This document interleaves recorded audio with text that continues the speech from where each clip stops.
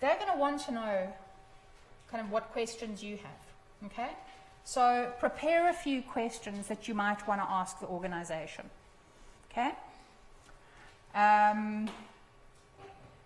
Prepare some thoughts on what you already know about the organization and why it is that you want to work there. Not just because I want a job, but because this is what I understand about the company, and this is why I want to work here. This is what I think I can achieve in this job. This is what I think I can bring to this job, okay? Make sure you get there early. There's nothing worse than arriving at an interview late. And make sure that you're wearing the right clothes. I've seen lots of people come to interviews in shorts and t-shirts. Don't do that. Don't be those people. Okay, so I'm pretty sure that, in fact, I know, because it's 12 o'clock on the dot. We've come to the end of the time. If you want to spend 5 minutes asking any questions or any observations, I'm here. Thanks for your time and attention. I hope you've got something out of this. And if nothing more than a template and a free pen, then enjoy the template and the free pen. On the pen, you might notice is engraved my website. So if you want to visit my website, I've got lots of blogs on career-related issues. I've got a whole bunch of blogs on CV writing and how to use LinkedIn. I've already chatted to Priyanka and Mandy Jane about maybe coming back at some point to do a LinkedIn workshop. And if you've got any questions, you're more than welcome to pop me an email. I'd love to be able to help you, or if you want to send me your revised CV once you've applied the template, then send it to me and I'll just refer to this workshop because I might not remember, and if you're just some random person who sends me your CV and says, please review this for me, I might go, who are you? But if you say, I was in your workshop 1st of February, I'll go, oh, okay, cool. Let me give you some comments. Okay, so it's an open invitation. Use it, don't use it. I would encourage you to use it. And good luck with the year and your future. Any questions? No? Good. Yes?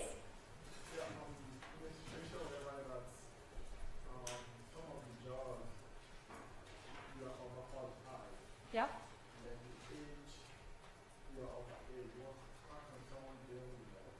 Have you had that as feedback before? No, but I'm at the position of right now I'm finishing my PhD, and then I'm looking for a job. Okay. So I'm still most people are saying that PhD is overqualified for looking for a job. Sounds like you're making a big assumption. Okay. Check your assumptions. Just because you think you're overqualified or too old doesn't necessarily mean that somebody else is going to. And the moment you make an assumption that might stop you from doing something, just check it, because it might not be true. What you've got in terms of qualifications as a PhD is fabulous from an academic perspective and deep specialist perspective. But if you've got no work experience, that's an element of your career that maybe you're missing. And don't be like me. My first job I got straight after my master's degree, and I arrived at the job thinking I was super hot because I had a master's degree. I'd studied for 6 years, I got a distinction, I was so cool.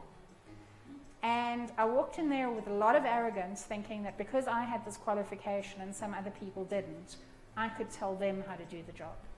And I learned very, very quickly that actually I knew nothing. And I had a qualification, but I had absolutely no experience in how to apply that in the real world. So yes, you may have fabulous qualifications, and I know nothing about your work experience, but don't ever assume that just because you've got lots and lots of academic degrees behind you, that you are overqualified to actually apply that in the world of work. Okay, so I don't know you, so that context may be way different to what you're asking. But if you are overqualified and people give you feedback that you're overqualified, then chat to them and ask if there are other opportunities where your qualifications would be an asset. Keep building that network.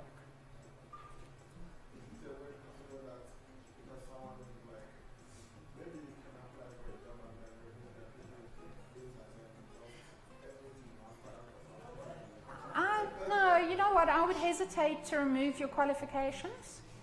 Let's chat afterwards. It sounds like it's quite a specific question.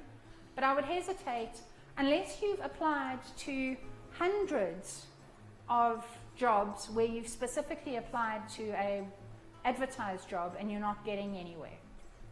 Then you might need to start thinking about things. But don't take away your qualifications. Maybe you need to be looking at higher level jobs. Maybe you need to be looking at different types of jobs. But let's talk afterwards. Okay. Were you going to ask a question? I just want to add on something you said. Like on our portal at my company, they ask you to upload your CV and everything, and then after that, they ask you questions based on the requirements of the position. So I mean, that's why I say minimum requirements.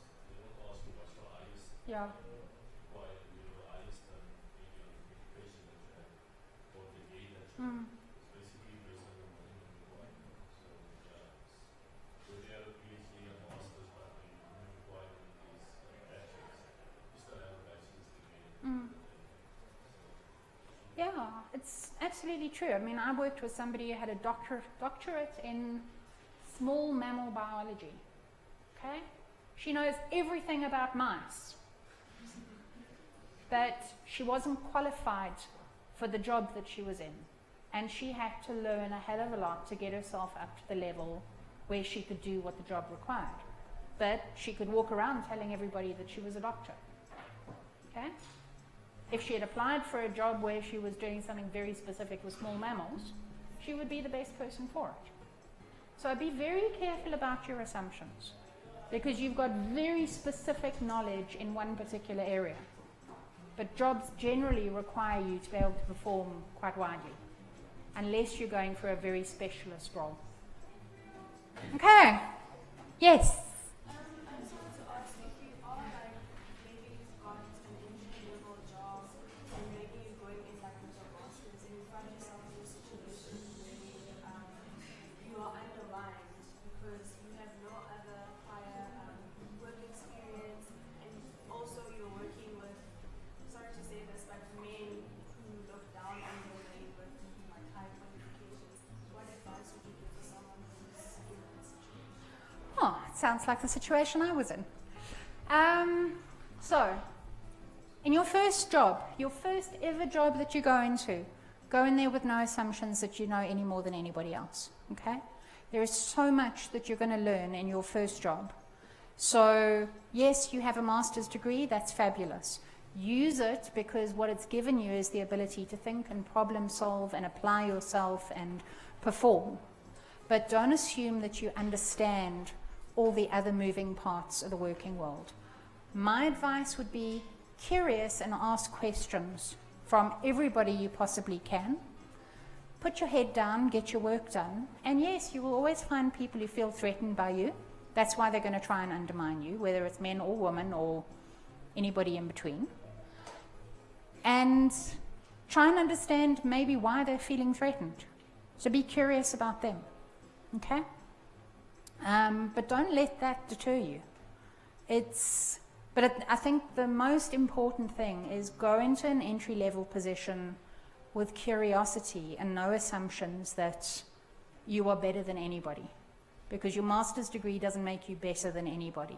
It just makes you more educated. Okay? And it may give you an edge in certain areas, but there are going to be people there who've got applied experience, who might not have the degree, but they've had years of applied experience that they're going to be able to problem solve things that you might never have seen. Does that make sense? Okay. Cool.